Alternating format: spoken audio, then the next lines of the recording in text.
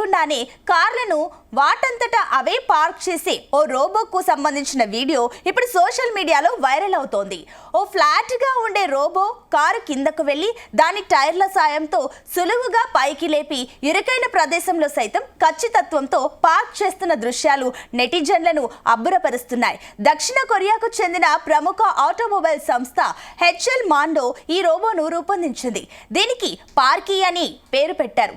నగరాల్లో ముఖ్యంగా రద్దీగా ఉండే ప్రాంతాలలో పార్కింగ్ సమస్యను అధిగమించేందుకు ఈ టెక్నాలజీని రూపొందించారు.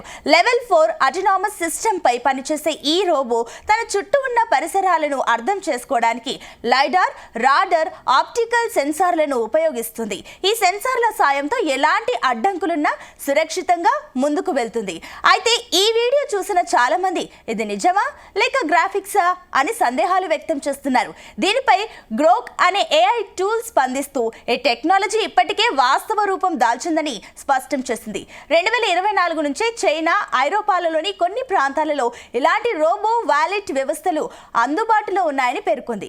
ఈ అత్యాధునిక టెక్నాలజీ ఖరీదు కూడా ఎక్కువే.